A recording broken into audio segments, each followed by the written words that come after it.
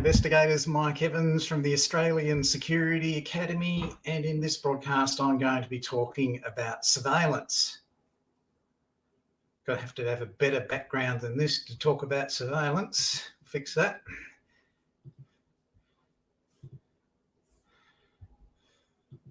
That's better. Now I'm going to talk about surveillance. Well, probably don't need this. All right, the new CPP30619 Certificate 3 in Investigative Services allows people studying it to become either a factual investigator or a surveillance investigator. You have a choice now. Previously, you had no choice and you had to study both parts of the certification. Now, it has been split into either factual or circumstance investigation or into surveillance investigation. Now, what does that mean? Well, on the surface, it looks like an easy way of getting a private investigator's license by casually strolling through an easy surveillance course, getting ticked off for doing nothing and going out and causing mayhem in relationship surveillance throughout Australia and scaring the living daylights out of innocent people with a paranoid partner. But that is as far from the truth as it could possibly be. What they have done, they've made it into a qualification that has 16 units of competency. So we'll have an overview look at that first. And we'll see these units and what they consist of. And basically what you can see on your screen right now, if you go to the right-hand side first, over this side, there are some core units, and they are work effectively in the investigative services industry, develop investigation plans, investigate and locate subjects, and so forth and so forth. The ones that you're going to be interested in for surveillance are those here in the bottom right-hand corner. Now, these are the specific units. The ones above them are the core units. Everybody has to do those, regardless of whether they're going to be a factual or a surveillance investigator. The ones down the bottom conduct covert surveillance operations, organise and operate surveillance vehicles, and develop surveillance investigation reports are the specific surveillance units, as well as one above them about taxation and running a business. Now, when you study these, I'll switch that on. When you study these units down in the bottom right-hand corner, you're up for potentially 600 hours of study, including those units above them. So yes, this is a very complex course, and it's designed for civil investigations. Now, you cannot get recognition of prior learning for this surveillance qualification if you have a criminal surveillance background. Now, that is really important. Previously, you could have any kind of surveillance background, whether it was in defence, in emergency services, or in policing. Now, it's really specific, and I'll give you some examples of just how specific it gets in a minute. The reason it's specific is because employers have high expectations of you, the graduate student, knowing exactly what they want from a surveillance investigator, and that you will practically apply your qualification and your learning and your licensing in their workplace. So when you go to that employer who engages surveillance operatives, when you sit down for your interview, you'll be able to ask questions that they will give you in relation to the type of work you're going to be doing. As a bit of a bonus in this one, we have in the new qualification the capacity to include 2 drone units. Now, one's already included, that's the one at the top, but in this qualification you can add an extra unit in. So for those of you who are going to be conducting surveillance and using surveillance equipment in 2020 and beyond, you cannot do it without using drones. So we now have the capacity to include drone training in that surveillance learning. So this is really important. You will be using drones for a whole lot of surveillance reasons, and it may not necessarily be just for personal injury surveillance. It could be for critical infrastructure surveillance. It could be for surveillance on events and things like that, and looking for people that shouldn't be at those events, which is a common surveillance issue. That's at the entry point. It could be something like the RSPCA do in their work, where they use surveillance with drones when they raid a dogfight or a cockfight, organised crime, betting on animals killing each other or hurting each other. So keep that in mind. Those drones are there, and we are going to be using them in the future. It gets really, really specific in the qualification about what's in it and what's not. I'll just get rid of that screen. Don't you just love live broadcasts? I'm not very good at this. So anyway, moving forward, you'll be using drones as well. Now, it gets really specific in the qualification about what you can do and what you can't do. So I'll give you an example. If I can just fix this.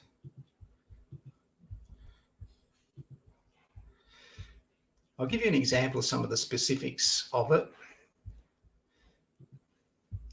So the performance evidence, for example, in writing reports about surveillance, now they specifically state that from the following list, when you do an assessment or you are given an RPL assessment, recognition of prior learning assessment, for your competency in surveillance, you must have done these things as far as report writing goes, specifically for surveillance. So you must have done a physical injury report, a surveillance psychological injury report, a profit protection, theft or misappropriation surveillance report, a brand protection surveillance report, public liability or physical injury surveillance report, an income protection, physical or psychological surveillance injury report, a general insurance one, or an asset protection or critical infrastructure one.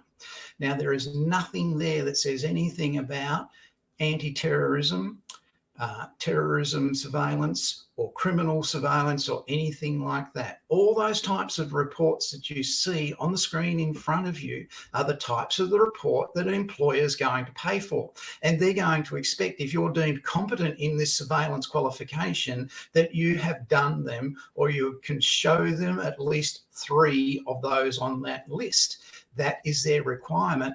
That's what they put in there. So it is very specific in terms of what it wants in regard to that. And these are in each unit, and you can see them on training.gov.au, or you can email me and I will send you a copy of where it says this.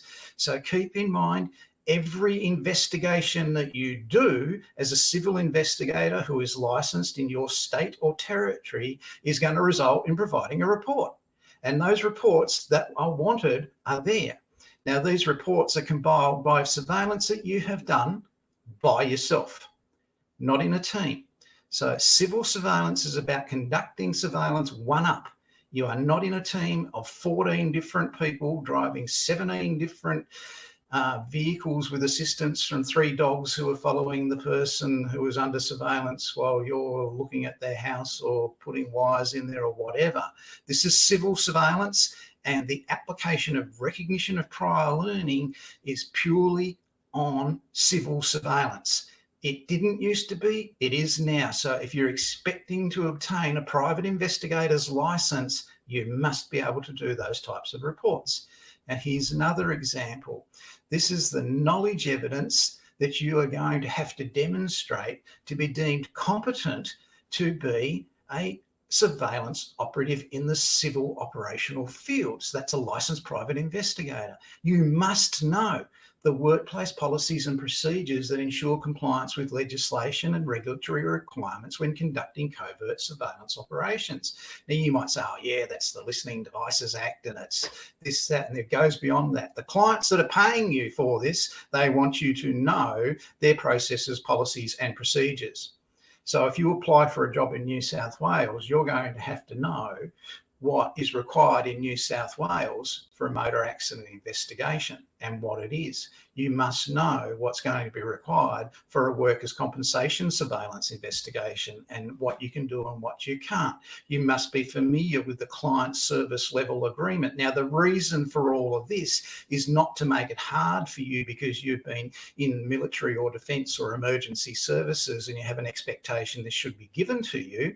It is to ensure that if you're going to bill a client $3,000 for a surveillance operation, that before you go and do it and they put their trust in you to do it, you are going to know what you're doing and you're going to know how it happens in Parramatta or Redfern or Hornsby or Tweed Heads or wherever else. So what's important here is that you are familiar with those in the civil arena, not the criminal application of that process, policy, procedure and legislation, the civil investigation application.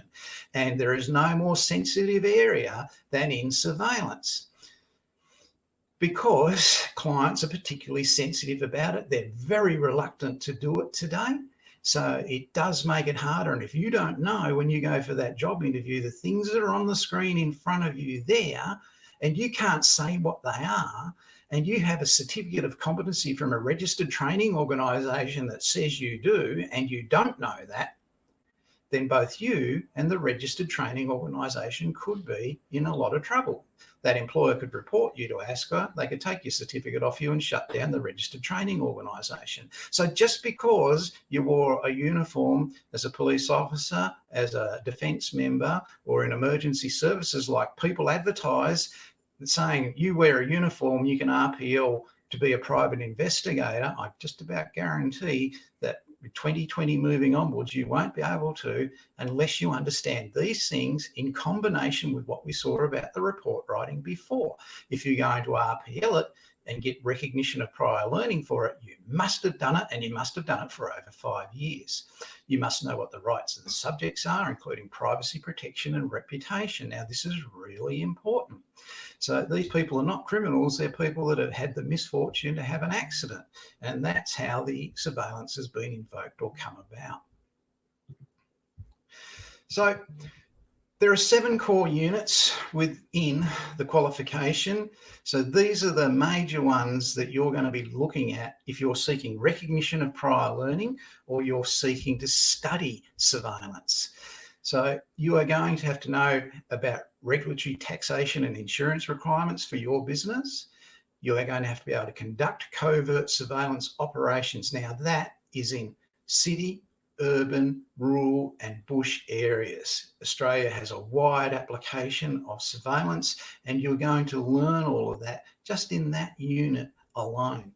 You'll have to study, organise and operate surveillance vehicles, and you must know and you must understand that previously when you did surveillance, it was criminal surveillance, and you did it in a team of 11 people or 12 people or whatever it was, that doesn't apply in the civil arena.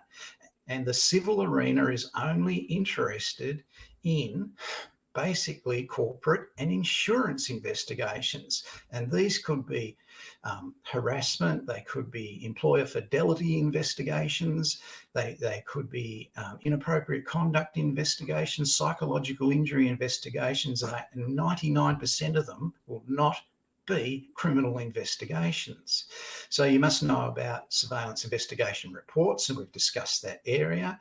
You must know how to maintain your workplace health and safety, and that of the others. You have a duty of care in what you're doing, and you must know how to compile and use official notes. So within all that, it is a very intense program. In the past, registered training organisations were gifted amounts up to $5,000 to put masses of people through Centrelink programs in surveillance, and they would graduate. A lot of them could not read, write and speak English. This has come about, what we've just talked about today and discussed. Because of that, people were applying for jobs, had no idea what they were going into or what they were doing. And the industry came out and said, we're wasting our time interviewing people who look great on paper. They're like a football team that looks fantastic on paper, but when they get out on the field, they just forget what they're there for and don't perform. And in this case, you know, they've interviewed people who don't know, qualified, but don't know what they're doing. So now they've said, we're putting a stop to that as an investigation industry. When a person comes to us with a Certificate 3, CPP30619, from now on, we're going to know that's our guarantee that this person can conduct an investigation in civil investigations. The licensing authorities have supported this, and in Tasmania, they've already implemented this. In South Australia, they failed to understand it, and they've implemented 13 of the units we've talked about today, but they make you over there. You can't just be a surveillance operative in South Australia. They've decided you have to be able to do both. Now, if you live in regional Australia, it is my highest recommendation that you do study both, because in regional Australia, you will be doing both and you'll earn more money as a result. You just can't rely on surveillance alone just to give you an income consistently in 2020, because it doesn't happen. Surveillance is not used as much as it used to be. In fact, it's very rare to use it at all. But the people that do surveillance and who are successful at it and operate in the field all around Australia earn a good income from it. And boy, is it a lot of fun. I used to really enjoy doing surveillance. I'm just a little bit too old to run from the back end of the car park to chase the person who just parked in the disabled parking area and find them in a shopping centre anymore. Those days are gone for me, but there's a growing emerging group coming through that can still do that type of thing. So look, surveillance is good fun. Do not expect in any form to be gifted this qualification just because you're in the police, in defence, or in emergency services. The industry's right onto RTOs that used to do that. There are 40 RTOs that can deliver this qualification. And what they will do now is, as soon as they get an application from a person who can't do what it says they can do on that certificate that got them a licence, they're likely to go and report it to ASQA. ASQA will interview the student who can't do it. They will interview the employer that asks them those questions, and they will practically audit the RTO and shut them down on that gifted RPL for surveillance that does not apply to the CPP 30619 qualification as you've seen today. So it gets really, really specific. It even goes into what to do if you're on surveillance and you bump into a relative friend or a workmate and you can't tell them what you're doing. That's how specific it is. Now that's basic 101 surveillance training in policing and criminal investigation and civil I know that.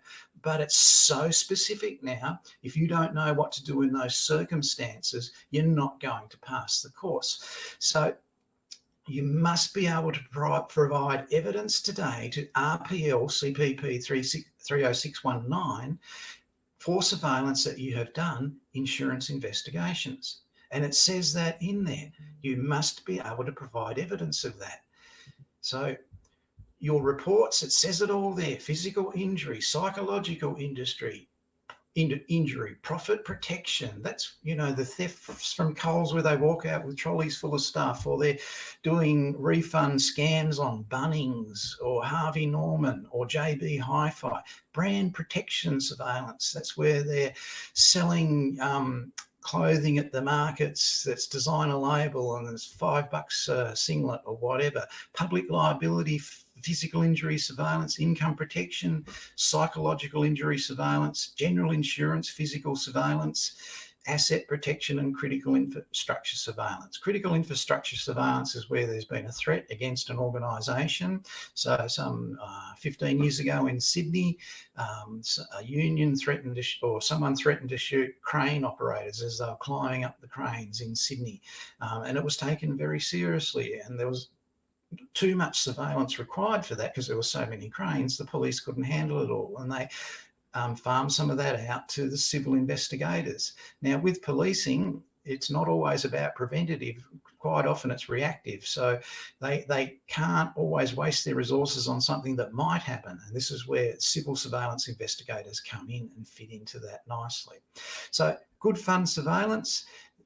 You can build a healthy little business out of surveillance, but you must know how to run a business. You must be familiar with providing excellent customer service and answering information for people who are inquiring about something, and you must be able to read people.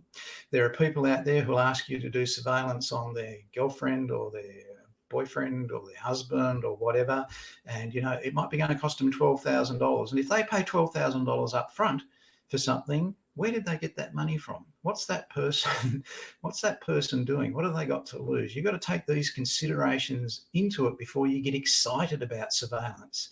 So the legitimate forms that you're assessed on and trained in are all in front of you.